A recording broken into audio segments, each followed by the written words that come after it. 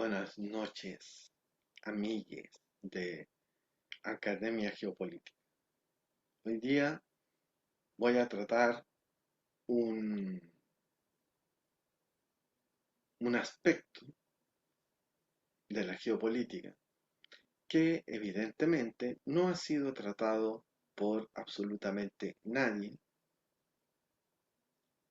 de manera seria y sistemática, salvo por aquel personaje que formuló la idea de soft power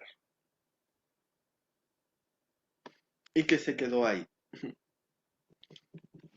sin hacer una manifestación precisamente de soft power.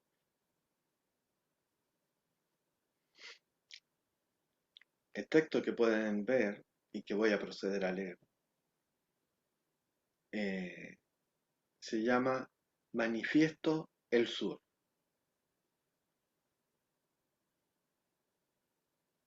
Ya verán por qué.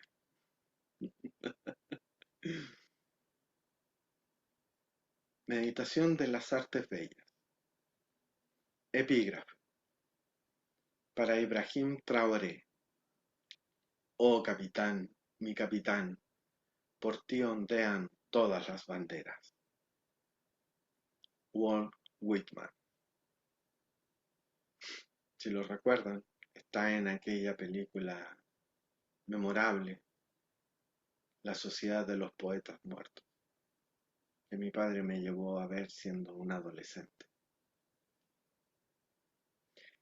Y evidentemente salí llorando del cine. ¿Hay artes feas? Para saber qué es una arte bella, primero debemos saber qué es una arte fea. La conciencia, al menos la humana, hasta donde yo entiendo, no es infinita, ni eterna, ni instantánea. Es una facultad estructural del alma que permite consolidar una percepción de algo. El gran descubrimiento de Husserl fue que no existe una conciencia absoluta, abstracta, abstraída de las cosas, sino que sólo existe en el operar con los entes. Cuando la mente entra, entre comillas, en contacto con las cosas, aparece ese subproceso intelectual llamado tengo conciencia de tal o cual cosa.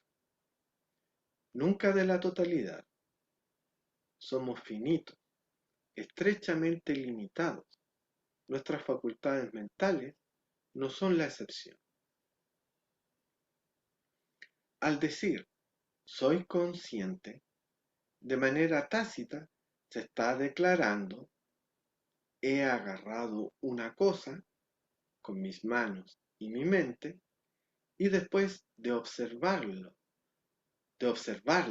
a la cosa atentamente, he tomado conciencia de su existencia y las características que considero más importantes. Esa es la explicación de la trillada frase he tomado conciencia de.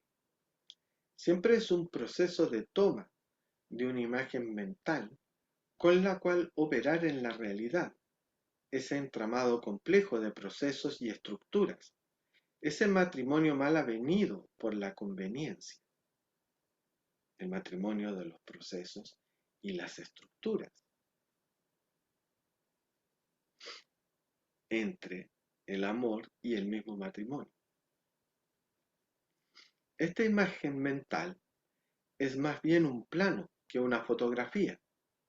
Por eso permite y facilita la operación entre la cosa, de la cual ahora y no antes se es consciente de su existencia y su operar.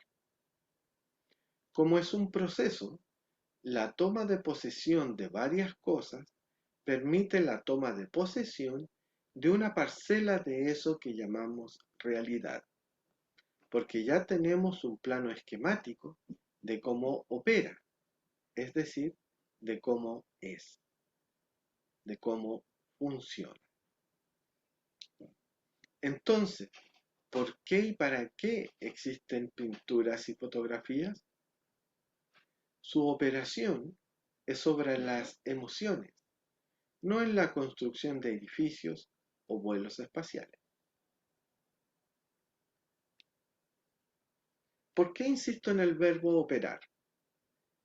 Creyendo que era suficientemente básico comenzar por una introducción a la toma de conciencia, me he vuelto a tropezar con el otro extremo de la cadena. Por un lado, la conciencia está atada a las cosas, al punto que no existiría sin ellas, pero solo existe en un ser vivo. Siempre es una conciencia de las cosas en un ser vivo. He aquí lo más polémico de todo. Dios no es consciente. Eso sería que la divinidad es imperfecta.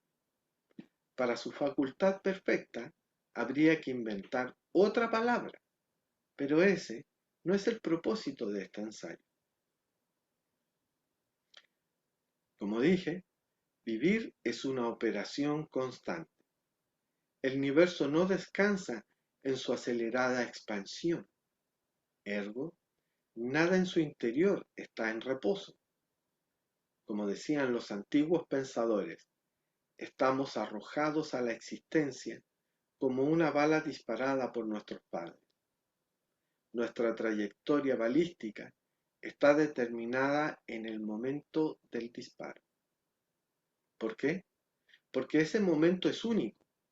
Una vez disparada, no hay posibilidad de volver a dispararla, darle más impulso y reorientarla. La atmósfera se resiste a ella y la desvía.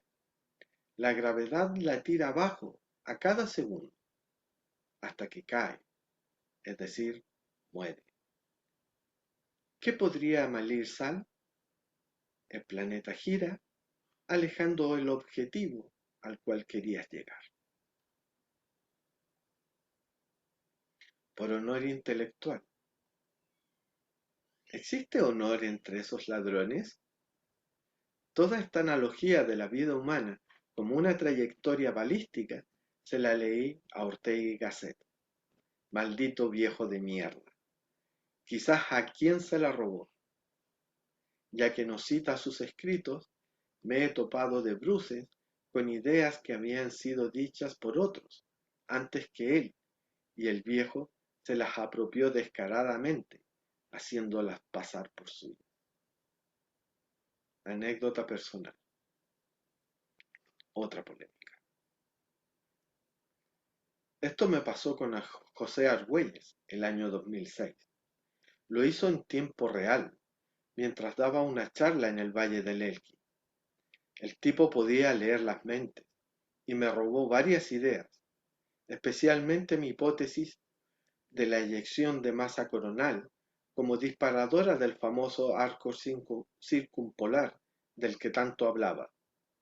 Literalmente, dijo, palabra por palabra, lo que había pensado al respecto. Mi señora se sorprendió y comentó, dijo lo mismo que tú me habías dicho. Al hablar con personas que lo seguían desde Argentina, me confirmaron que, en las múltiples charlas que había dado, jamás se refirió a ello. Argüelles, en su libro, contaba un método para, entre comillas, recuperar la telepatía. En ese momento dejé de leerlo, porque no me interesa entrar subrepticiamente en las mentes de otras personas como un ladrón de sus secretos. Me bastan y me sobran los míos.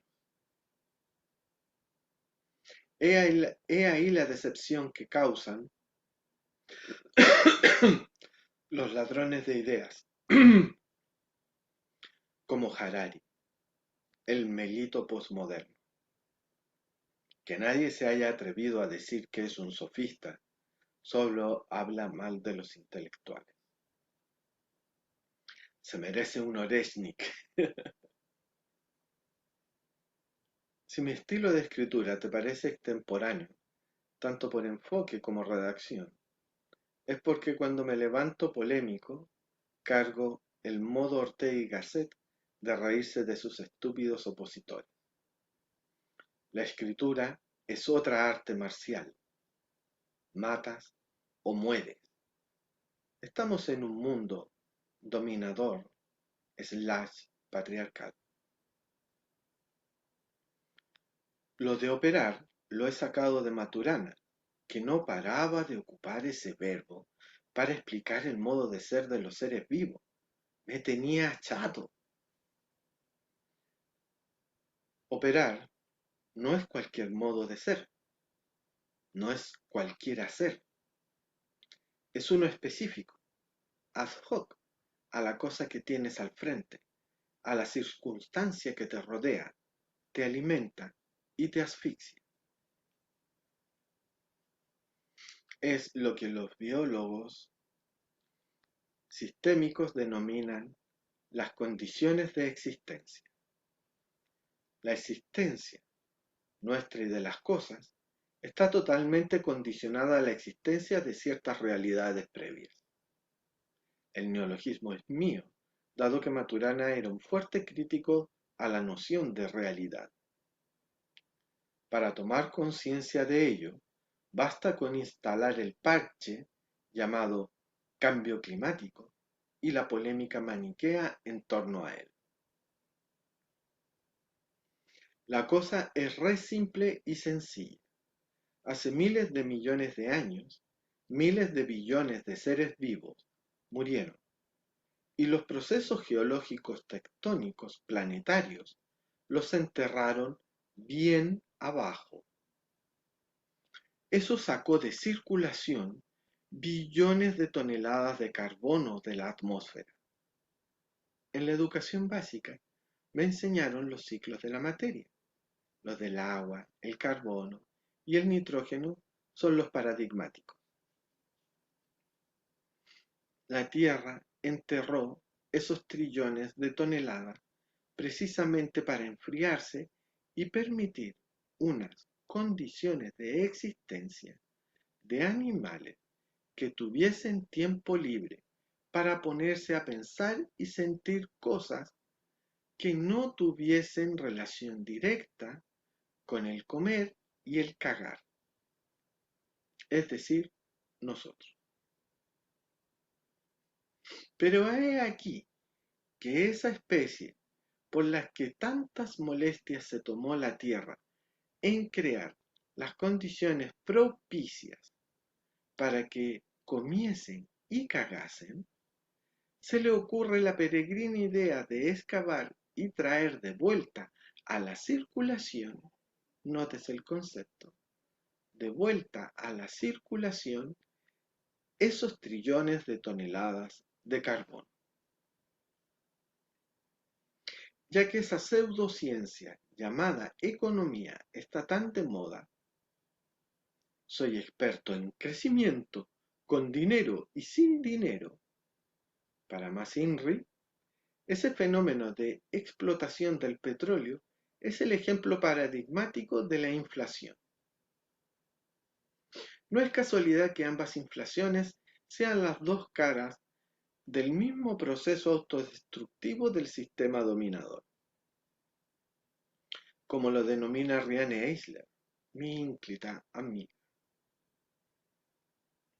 Si la emisión monetaria es la que provoca el colapso de la economía, la emisión de trillones de toneladas de CO2 es la causa del colapso climático, porque está rompiendo las frágiles condiciones de existencia de miles de especies, muchas ya extintas, hasta que las nuestras sean inviables.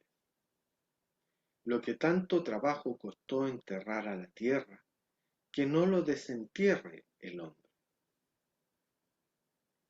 Ese es el baúl de Pandora que todos abrimos cada vez que vas a la estación de gasolina a llenar el estanque de tu vehículo. El suicidio colectivo es la condición sine qua non de la existencia de la economía. Quien no lo ve así, no ha tomado conciencia del sistema, le dije a Arquitecto, cuando me la quiso quitar. El creador de la teoría Gaia lo dijo claramente. El punto de no retorno se cruzó el 2000 y es imposible parar la hiper, como la llaman los soberbios argentinos.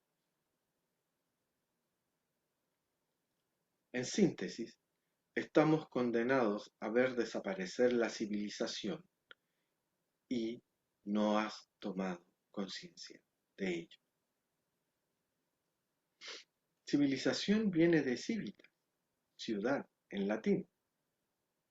La ciudad no es un fenómeno material, sino uno relacional, de convivencia, me dijo el profe de Geografía Urbana en el año 1998.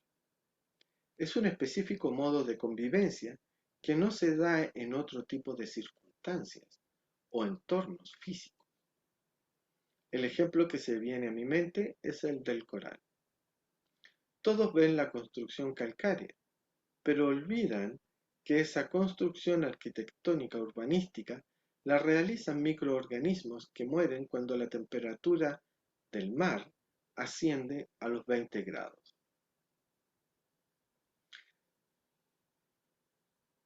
La más grande extinción de nuestra época fue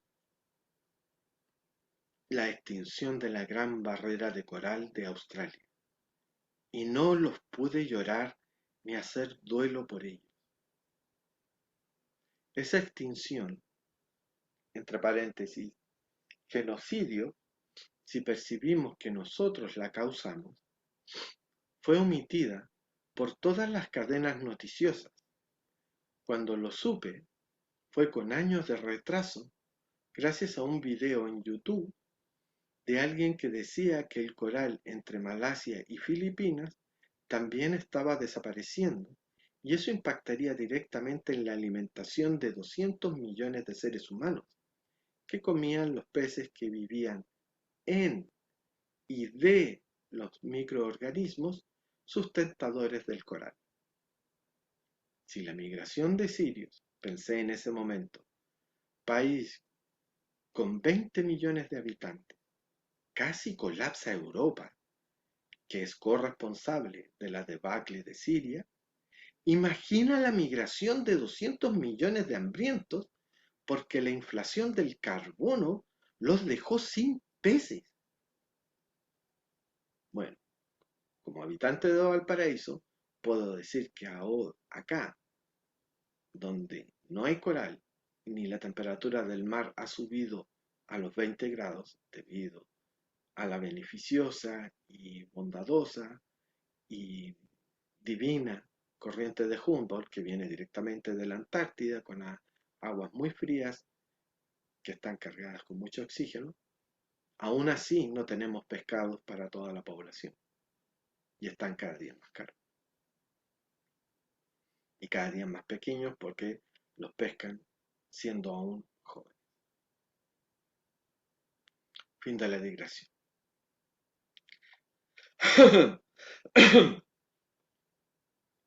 ¿Te das cuenta por qué llamarlo cambio climático es un eufemismo para ocultar el hecho que somos los responsables de la séptima extinción masiva planetaria?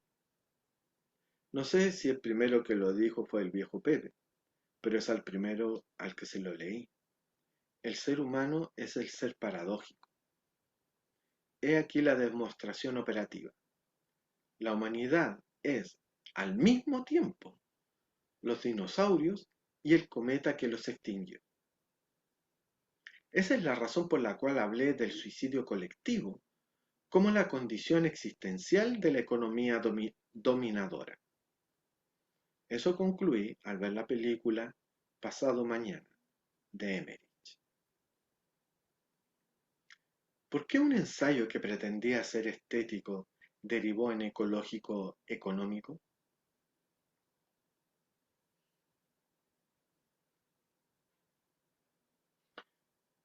Eh, José Ferrater Mora, en su maravilloso libro Las crisis humanas, expresó una idea radical, una de varias. Solo rescataré una de las tantas que él plasmó en ese libro. Si Dios quiere hablarme, tendrá que hacerlo en mi lengua. Obviamente no lo dijo así, parafraseo. La idea es que si Dios quiere que le haga caso, primero debe aparecer frente a mí. Debe tomarse la molestia de descender. En el cristianismo se dice encarnar. ¿Se entiende?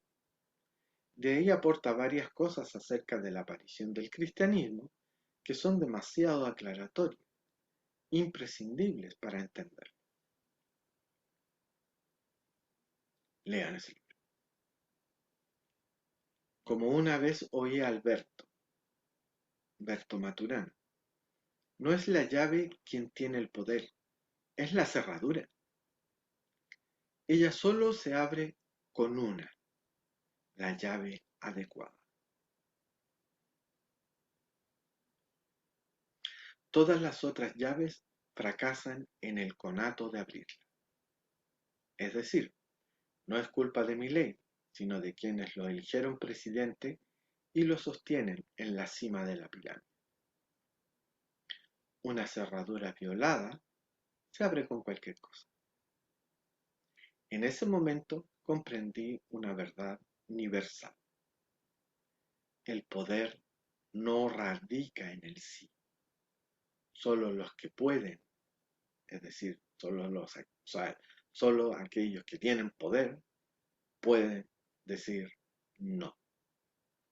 Los carentes de poder jamás dicen no. Están obligados a decir sí al poderoso. En ese momento comprendí una verdad universal. El poder no radica en el sí. Solo los que pueden dicen no. Los carentes de poder jamás dicen no. El poder es una fuerza negativa. Dice no a lo que más quiere. Papá, ¿puedo ir a la fiesta? No. Jefe, ¿me sube el sueldo? No. Representantes, ¿puedo reformar la Constitución? No. Polola, ¿me das la pasada? No. Solo cuando dices no, ejerces poder. Si te fijas, es la palabra favorita de los poderosos. La realidad no es estructural, es procesal. He ahí el error radical del estructuralismo y todos sus sucedáneos. La estructura está quieta y el universo está acelerando su desintegración. Todas las estructuras serán disueltas por la energía oscura. Recuerdo ese maravilloso episodio de Futurama donde el profesor Farnsworth inventa la máquina del tiempo y solo puede acelerarlo. En un momento, cuando ya todo es oscuridad, exclama, en la plenitud de la saudade, ha muerto el último protón. Fue disuelto por la energía oscura, la causante del Little Bang. ¿Sabías que tuvo la potencia de un globo reventado en un cumpleaños de tu hijo? En fin, somos la paradoja con patas porque fuimos creados por un universo paradójico. Fin de la digresión. Cuando dices sí, entregas tu poder a otro. No es casualidad que el poder se vuelva en contra de quienes lo votaron. Es su esencia. Es como la economía, que, con la noble intención de multiplicar los peces y los panes, ha destruido los peces y los panes son cada vez más caros. Hemos llegado al inevitable momento helénico. Lo bello, lo bueno y lo verdadero son uno y lo mismo, parafraseando al fragmento 51 de Heráclito, al que dediqué todo un semestre en entender. Claro que hay artes feas, todas aquellas que se ocupan de ocultar, omitir, tergiversar y manipular, es decir, operar el encubrimiento de las condiciones de existencia de los seres vivos, y entre ellos los mal llamados seres humanos, que dejaron de serlo al permitir la quemazón de neumáticos en Springfield. Perdón, el genocidio online de Gaza. Auschwitz tuvo el decoro del secretismo. Gaza fue pornográfico. Reveló lo drogada que está esta pseudo-humanidad dominadora, con estas feas artes, con su dios patriarcal que justifica la limpieza étnica. Entre paréntesis, tomas conciencia de cómo hasta el mismo concepto es en sí mismo un eufemismo.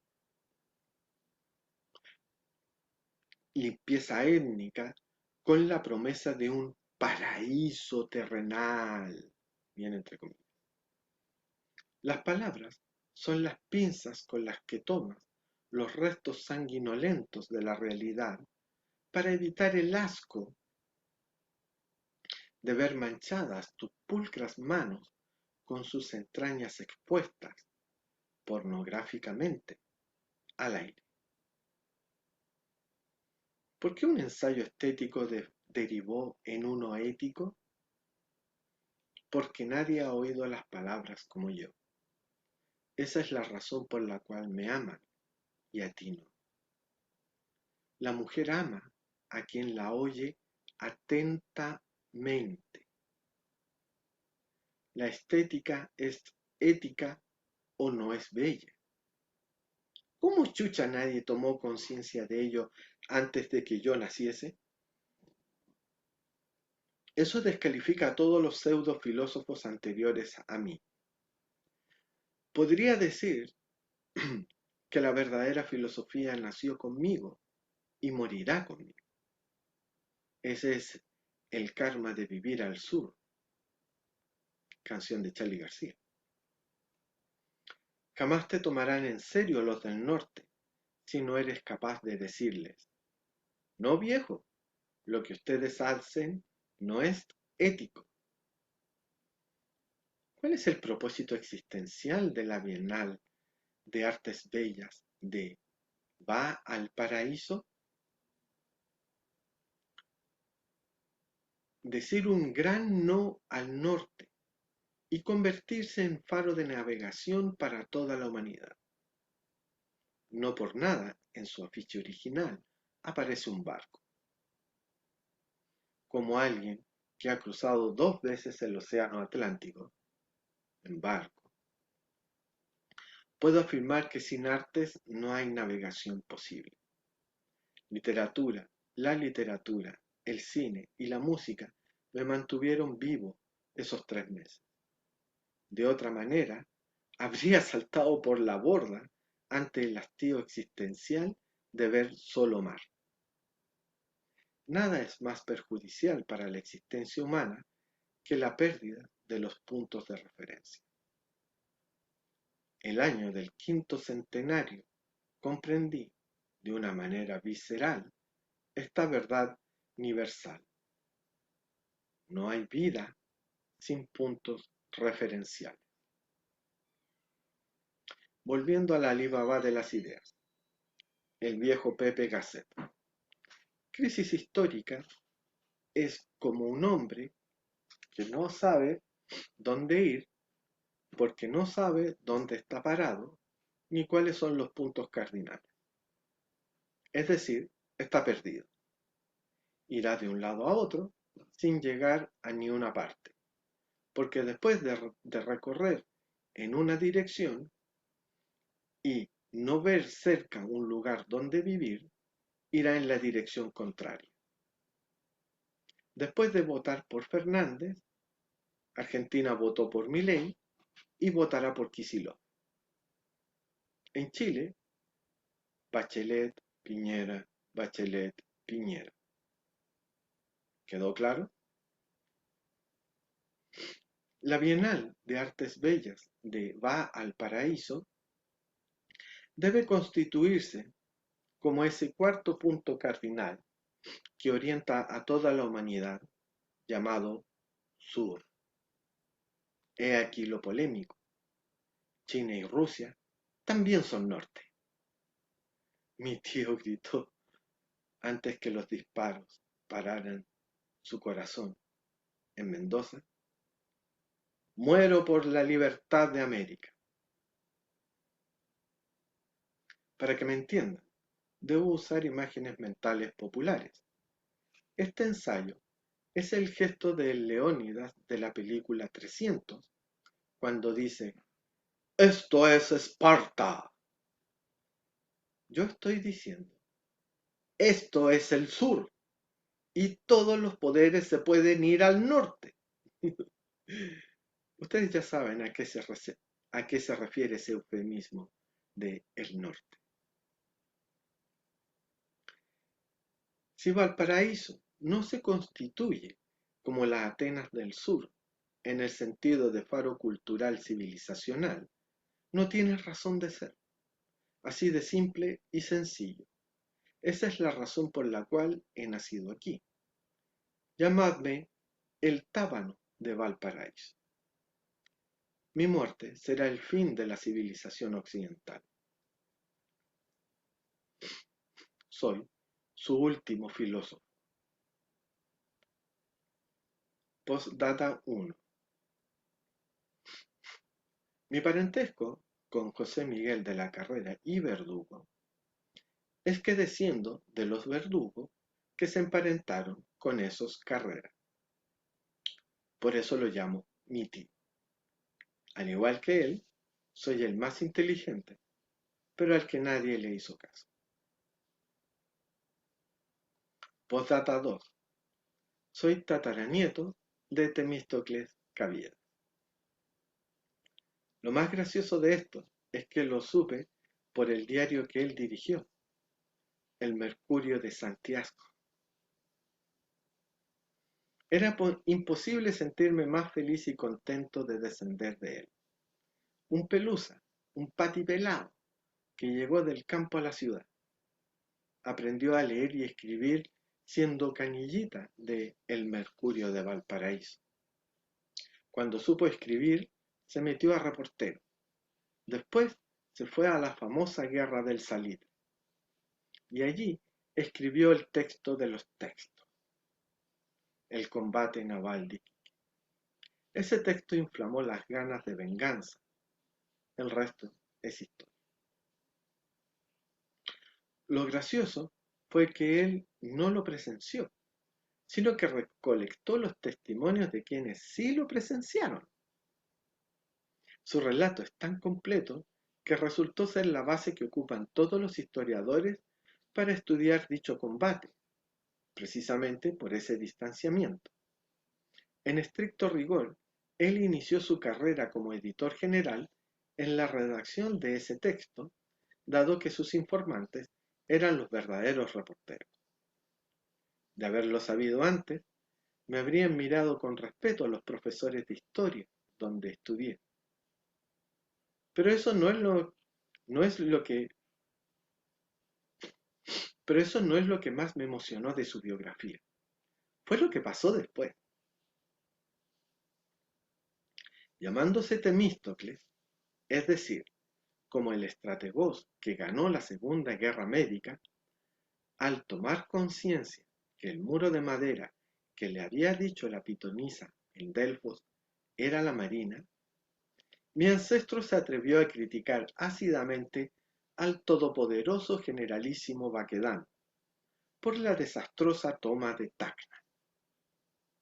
En vez de hacer una maniobra envolvente y atacar por el lado menos protegido, ordenó la carga por la ladera más defendida de la ciudad provocando injustificadas bajas, especialmente mutilados por las minas terrestres. Baquedano, rojo de furia, tras leer el reportaje, los declaró persona non grata, ordenó su arresto y lo sacó del frente de combate. Pero sus informantes siguieron informándolo y siguió reportando las acciones. Baquedano ardía en cólera al leer sus columnas. Sus palabras, sus palabras eran su ejército, y contra ese ejército, Baquedano era un inepto. Traigo a colación esto, debido a todo el revuelo que se produjo en torno a su figura el famoso año 2019. Cuando lo conté en Twitter, mucha gente tomó conciencia de cómo podía ser que un carnicero como él fuese nuestro héroe patrio, patriarcal. Yo, tomando el relevo de mi ancestro más brillante, debía estar ahí, para el esclarecimiento de las nuevas degeneraciones y extirpar la sed de sangre de cierto sector social chileno, representado por Baquedano. Hasta en eso nos parecemos. Yo también hablo de cosas que no he visto y me meto en peleas de perros grandes, siendo mordido por ellos. Pero al oír, como nunca ha oído nadie antes, el lobo, entiendo la lógica subyacente a los procesos sismogenéticos, parafraseando a Bateson. Un ex compañero de universidad me dijo: «Eres el profeta». Sí, le respondí, como Casandra y Laocoonte, pero esta vez Troya no será destruida por extranjeros, sino que por los mismos troyanos. Los BRICS solo recogerán los restos que aún sirvan. Sayonara, sayonara, dijo Marlon Brando, y se fue con su japonesita. Yo me voy con la mía. Buenas noches. Felices pesadillas.